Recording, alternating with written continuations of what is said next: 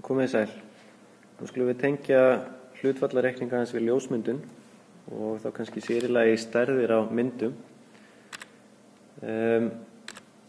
Hér erum við mynd sem er í stærð sem er nokkuð algeng og fremst í kafla 12 sjáið þið lista yfir algengar stærðir á myndum. Ef þið myndu fara í einhverja verslun og láta prenta út myndir til að setja í myndalbúm eða jafnvel ef þið prentu út sjálf heima í okkur og þá eru ákveðna stærðir sem við geta valið í prentaran. Og 10x15 er nokkuð algeng stærð og hér sjáum við aðra mynd sem er í annari algengri stærð sem er 15x21 cm. En hvað gerist ef við skoðum hlutföllin á milli annars vegar 10 og 15 og hins vegar 15 og 21? Er þetta sama hlutfall hér á milli? 10 á móti 15 eða deilt með 15 og það er, ef við skjáttlast ekki, 0,67.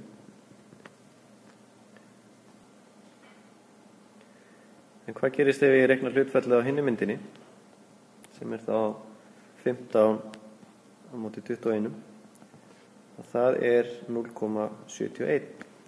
Þannig að þessar tvær myndir, þó að séu báðar algengar og fáanlegar í verslunum og í prenturum, þá er það ekki í sömu hlutföllum. Og skiptir það einhverju máli? Já, vegna þess að hlutföllin eru að breytast milli hæðar og breiddar og það þýðir að lögun myndarinnar er að breytast. Og hvað gerir, hvaða máli skiptir það? Við skulum sjá hvað gerist. Hér erum við með mynd sem er í, segjum bara hlutföllum 10/15. Og ef að mér finnst þessi mynd rosalega flott og ég fer með hana til einhvers sem að framkalla myndir og beða hann að prenta hann út fyrir mig í stærðinni 15/21, þá er mjög líklegt að ég fái myndina svona tilbaka. Það er að segja að lögunin hefur breyst og við það klippist út annarkvort ofan af eða neðan á myndinni eða eins og í þessu sýnidæmi hafi klippst þarna á annarri hliðinni.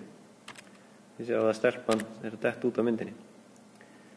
Nú ef að ég myndi vilja sjá til þess og það er hægt að láta allt sem að var á upprunalegu myndinni halda sér inni á nýju myndinni þó hún sé í öðrum hlutföllum og þá getur þetta gerst.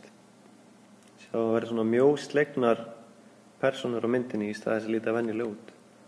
Nú eða þá að þetta geti farið í hináttina og það verða svona breiðar. Þannig að hlutföll skipta máli þegar verið er að vinna með einhverja lögun. Ef að hlutföll milli hæðar og breiddar breytist, þá breytist lögunin og myndinni með þessum afleiðingum sem ég var að sýna ykkur dæmi um. En fyrst við erum að fjalla um ljósmyndun, þá skulum við taka tvö atriði viðbót sem eru skemmtilega og gott að vita. Og það er annars vegar þessi pixlar sem hafið örugglega heyrt talað um, eða punktafjöldi. Og myndavélar eru nú flestar stafrænar í dag og símar jafnvel líka eða iPadar eða eitthvað slíkt. Og spjaldtölvur ýmsar. Og þá er talað punktaupplausn eða pixla í myndavélunum. Og það sem það þýðir er að myndavélin ræður við ákveðin fjölda punkta. Það er að segja myndir sem þið horfið á, sem eru teknar með þessum tækjum, að þær eru búnar til úr mörgum hundruðum þúsunda og jafnvel milljóna lítilla punkta. Þannig að ef að þið stilli vélina þannig að taki mynd í stærðinni 1600x1200 að þá er átt við að myndin sem þið takið og lítur á vantarlega einhvern veginn svona út að hún er þá búin til úr 1200 pinkulitlum punktum hérna á hæðina og 1600 pinkulitlum punktum hérna á breiddina sem þýðir að ég reikna flata máli að fjölda punktana í þessari mynd og þá er það tæpar 2 milljónir punkta sem að myndin er búin til úr. Og þar sem að mega er forskeytið og því er milljón og þá getum við sagt að myndin hérna myndi vera 1,9 megapixla mynd eða búin til úr 1,9 milljón pixla. Það er oft skammstað einhvern veginn svona. Og því hærri sem þessi tala er annarkvort á myndavélinni eða í stillingum með ykkur, því skýrari verður myndin. Þannig að ef þið takið mynd sem er búin til úr 2 milljónum, þá getur hún verið skýr ef hún er tiltölulega lítil á skjánum eða prentuð út lítil. En ef þið ætla að fara að stækka myndina upp prenta hann út sem kannski veggspjald eða eitthvað slíkt, eða setja hann í ramma, þá getur myndin orðið óskýr, eins og það sýnt hægra megin. Þannig að þess vegna erum við að hugsa upplausn, hvort á gæði á myndavélinni eða hvernig við stillum myndavélina áður en við förum að taka mynd. Og svo í tengslu við næsta dæmi sem ég ætla að sýna ykkur, og þá oft sagt að þegar við prentum út mynd eða framköllum, að þá til þess að hann verði ekki svona óskýr eins og hér, til þess að hafa hann að skýra, þá þarf upplausnin á myndinni að vera svona það bil 300 punktar á hverja tommu. Og nú skulum við snúa okkur að dæmi sem að sýnir betur hvað átt er við með því.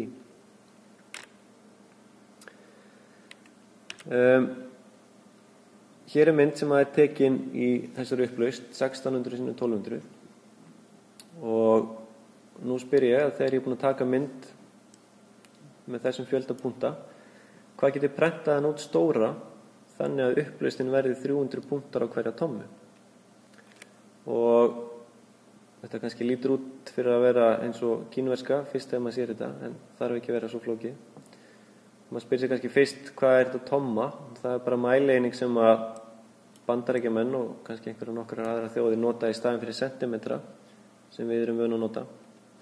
Og því sjáum við kannski í myndvinnsluforritum það stendur oft DPI sem er svo skammstöðun og því dots per inch eða þess punktar á hverja tommu.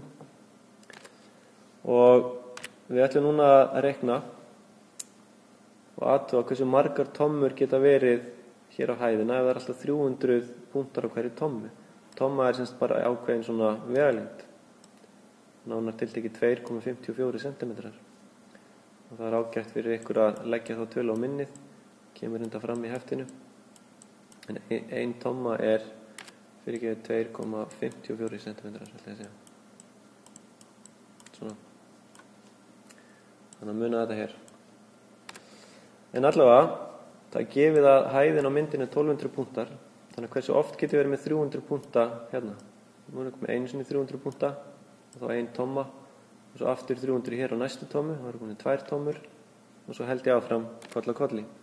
Þannig að glöggir áhorfendur hafa kannski átt að segja á því að hæðin getur verið 4 tommur. Því 4 sinni 300 eru jú 1200. Þannig að ég gæti ákveðið að prenta út þessa mynd þar sem að hæðin á hann er 4 tommur. Nú næst er ég að spá í breiddina og þá virkar það nákvæmlega eins. Ég þarf að skoða hver getur breiddina á hann verið. Það er alltaf 300 punktar sem raðast þangað til ég komin upp í 1600 á breiddina. 300 punktar hver einstu tommu, hversu oft get ég haldið áfram? 300, 600, konar 2 tommur. Hvað kennst ég oft upp? Nú, 300 gengur ekki jafn vel upp í 1600 og það gekk upp í 1200 áðan. Þannig að við þurfum kannski aðeins að reikna og hugsa 300 sinnum hvað er jafnt á 1600. Og þessa jöfnu ætti að geta leyst og sé þá að 5,33 sinnum 300 eru 1600. Þannig að ég get verið með 5 og 1/3 ár tommu hérna á breiddina. Og það er þá breiddin á myndinni. Þannig ef ég ætti heima í Bandaríkjunum þá væri ég nú eiginlega búin að leysa dæmið. Ég myndi segja bara að stærðin á myndinu væri 4 tommur sinnum 5,33 tommur. En ef við ætlum að fara í einhverja verslun á Íslandi og panta mynda ákveðinni stærð, þá erum við vön að nota sentimetra og myndum gera það áfram. Þannig að þetta er stærðin á myndinu í tommum og ég þarf þá núna að breyta því bara yfir í sentimetra. Og þau muna að 1 tomma er jafnt og 2,54 cm. Þannig að ef ég ætla að prenta hann út stærri, að þá er myndin farið að vera svona pixluð eða óskýr eins og ég sýndi ykkur á glæranum hérna framar. Þannig að það tegist svo á punktunum og þeir stækka það mikið að við fyrir að sjá hvernig einasta punkt. En þetta er stærðin og til að breyta yfir sentimetra þá ljúkum við dæminu. Hæðin er þá 4 sinnum 2,54 eða það bil 10 cm og breiddin er þá cirka 13,54 cm. Það er að segja 5,33 sinnum 2,54. Og ef þið skoðið stærðirnar sem eru svona algengar og í boði og eru gefnur upp hana fremst í kafla 12. Þá þurftum við að velja eitthvað af því og sennilega myndum við prenta út mynd eða fara og segja ég ætla að fá mynd sem er 10x15. Ég gæti ekki farið og sagt ég ætla að fá mynd sem er 13x21 því þá myndi hún örugglega koma óskýr úr framkvöldum. En þetta er eitt svona dæmi bara til gamans og ég sýni ykkur ekki meira í bili. Takk fyrir mig.